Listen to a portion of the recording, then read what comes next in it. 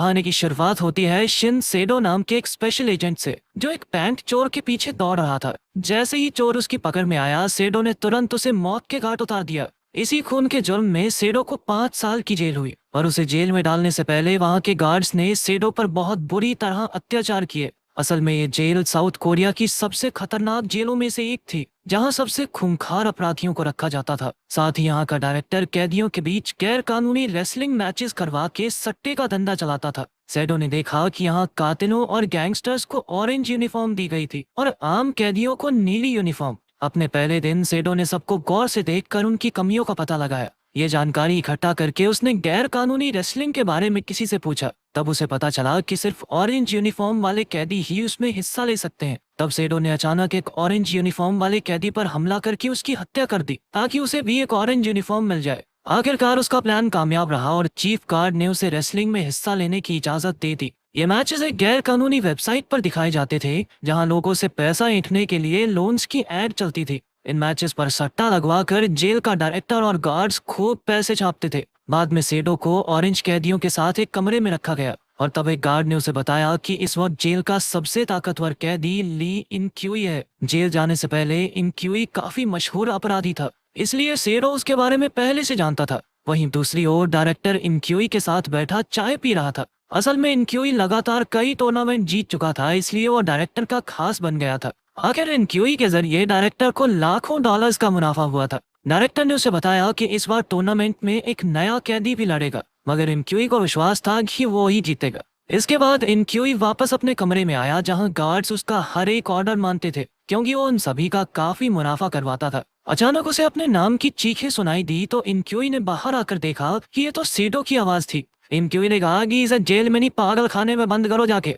मगर सेडो बस उसे गुस्से में देखता जा रहा था, मानो उसके मन में पहले से इनक्यूई के लिए नफरत भरी पड़ी हो। असल में आज से 5 साल पहले सेडो अपनी पत्नी के साथ पार्क में घूम रहा था। बीच में वो कुछ खाने पीने की चीजें खरीदने चला गया और तभी उसकी पत्नी ने उसे मैसेज करके कहा कि वो बाप बनने वाला है। ये देखकर सेडो खुशी के मारे तुरंत ही अपनी पत्नी के पास दौड़ा, पर रास्ते में उसके सामने इनक्यूई आ गया। सेडो को एहसास हुआ कि जरूर कोई गड़बड़ है, इसलिए वो तुरंत अपनी पत्नी के पास पहुंचा, पर वहां जाकर उसके पैरों तले जमीन खिसक गई, क्योंकि उसकी पत्नी की लाश जमीन पर पड़ी थी। असल में उसकी पत्नी का हत्यारा कोई और नहीं, इनक्यूई था, और अब सेडो अपना बदला लेने के लिए जानबूझकर जेल में आया था। खैर, जल्द ही टूर्नामेंट शुरू होने का समय आ गया और हेड गार्ड ने इस बार के खिलाड़ियों के बारे में बताया, जिसमें गुंडे, गैंगस्टर, इंसानों की तस्करी करने वालों से लेकर मंजे हुए खिलाड़ी शामिल थे। इस टूर्नामेंट में पहला मैच सीडो का था और उसका ओपोनेंट था एक पुराना खिलाड़ी। कैमरा चालू होते ही दोनों में भयंकर लड़ाई शुरू हो गई। उधर डायरेक्टर और बाकी सट्टेबाज खास कमरों में बैठकर वर्चुअल रियलिटी हेडसेट्स की मदद से इस मुकाबले का लुत्फ उठा रहे थे।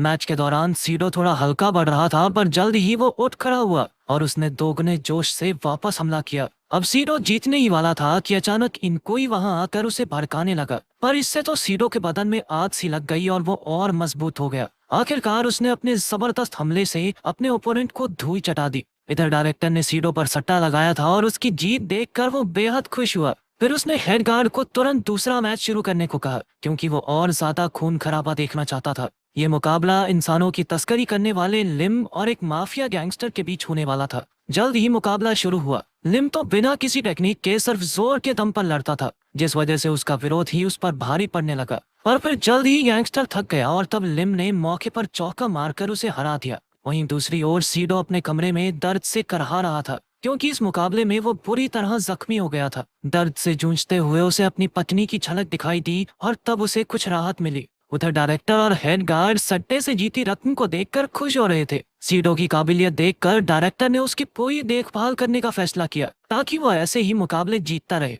उसने इसकी जिम्मेदारी हेड गार्ड को दी, ताकि सीडो को कोई भी परेशानी ना हो। जल्द ही हेड गार्ड ने सीडो के इलाज के लिए हॉस्पिटल से नर्स बुलाई। कुछ ही दिनों में सीडो बेहतर हो गया और उसने गार्ड से मैच से पहले अपने अगले विरोधी से मिलने की इजाजत मांगी। पहले तो उसने इनकार कर दिया, पर बाद में सीडो को इजाजत मिल गई, क्योंकि अब वो डायरेक्टर का खास बन चुका था। बाद में पता चला कि उसका अगला ओपोनेंट लिम था। जब सीडो उससे मिलने आया तो लिम ने कहा कि वो अगले मैच में जानबूझकर हारेगा, ताकि सीडो अगले राउंड तक पहुंच सके। लिम को यकीन था कि अंत में सीडो इनकोई को जरूर हराएगा और फिर उसे इनाम में जेल से रिहा कर दिया जाएगा। तब ये खुलासा होता है कि दरअसल लिम को कैंसर था और अब उसके पास ज्यादा समय नहीं बचा था। इसलिए वो चाहता था कि सीडो जीत कर बाहर जाए और लिम का आखिरी संदेश उसकी बेटी तक पहुंचा दे। उस रात सीडो सपने में अपनी पत्नी से फिर मिला। हालांकि वो खुश था, पर वो जानता था कि वो कभी लौट कर नहीं आ सकती। उसने सपने में ही अपनी पत्नी को गले लगा लिया, पर अचानक उसकी आंख खुली। तब उसने देखा कि उसने तो नर्स को गले लगा लिया था।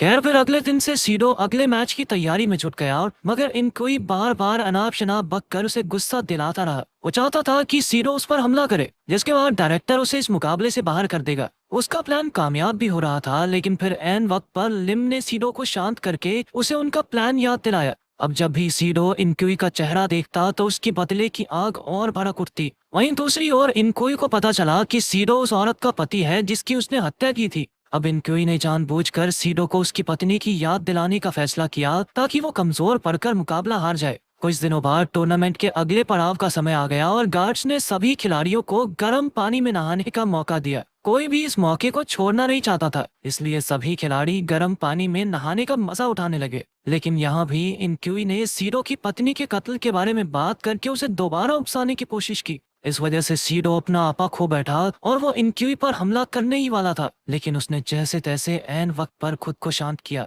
अगर उसने टूर्नामेंट से बाहर इनक्यूई पर हमला किया तो उसे मैच से बाहर कर दिया जाएगा, और वो ये बात अच्छी तरह समझ चुका था। फिर अगले दिन से टूर्नामेंट शुरू हुआ और आज का मैच इनक्यूई और एक गुंडे के बीच था। डायरेक्टर जानता था कि यह मुकाबला टक्कर का होने वाला है, मगर अंत में जीत इनक्यूई की ही हुई। अब डायरेक्टर ने जल्द ही इनक्यूई और सीडो का मुकाबला रखने का फैसला किया ताकि ज्यादा से ज्यादा लोग मैच देखें और सट्टा लगाएं। वहीं खुद डायरेक्टर ने तो इनक्यूई पर ही सट्टा लगाया, क्योंकि उसके हिसाब से तो वो ही जीतेगा।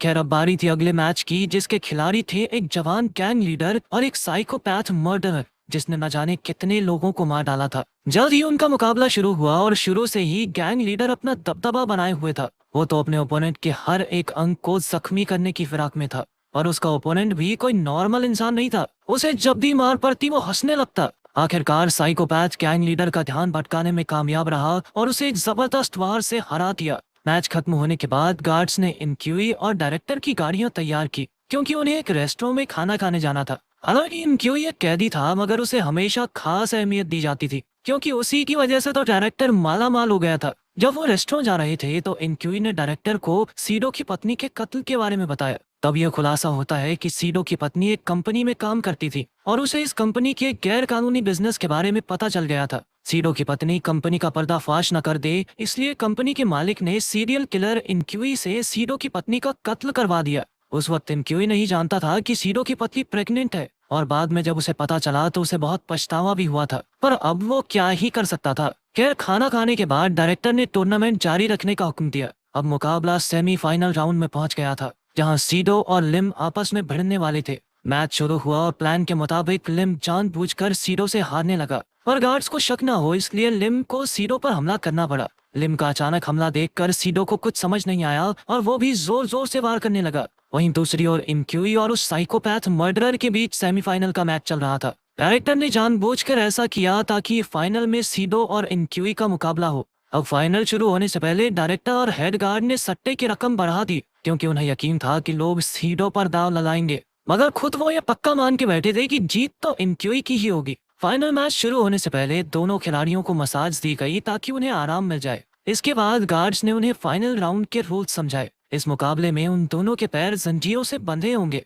और उन्हें मैच के दौरान चाकू इस्तेमाल करने की इजाजत थी। जीतने के लिए उन्हें अपने विरोधी की टांग काटनी होगी। आखिरकार मैच से पहले उन्हें लजीज खाना परोसा गया, क्योंकि मैच के दौरान उनकी मौत भी हो सकती है। स्वादिष्ट खाना देखकर इनक्यूई तो तुरंत उस पर टूट पड़ा, मगर सीडो को बेचैनी हो रही थी, क्योंकि ये उसकी जिंदगी का सबसे जरूरी मुकाबला था। एक बार फिर इनक्यूई ने सीडो की पत्नी का नाम लेकर उसे भड़काने की कोशिश की और आखिरकार सीडो अपना आपा खो बैठा। अचानक उसने इनक्यूई पर हमला बोल दिया और इधर एक गार्ड ने तुरंत इसके बारे में डायरेक्टर को बताया, पर डायरेक्टर ने उन्हें रोकने की बजाय यही लड़ाई लोगों को दिखाने का फैसला किया। उधर सीडो के लिए ये लड़ाई बहुत ज्यादा मायने रखती थी, इसलिए वो पूरी जी जान लगाकर लड़ने लगा। वो बिना रुके लगातार वार करता रहा और अंत में उसने इनक्यूई की टांगों की मांसपेशियां काट डाली, जिससे इनक्यूई हमेशा के लिए पैरालाइज हो गया। आखिरकार रूल्स के मुताबिक सीडो इस टूर्नामेंट का विजेता बना और हेड गार्ड और डायरेक्टर को ना चाहते हुए भी उसे इनाम में जेल की चाबियां देनी पड़ी। सीडो की जीत की वजह से अब डायरेक्टर और उसके आदमियों का भारी नुकसान हो गया था,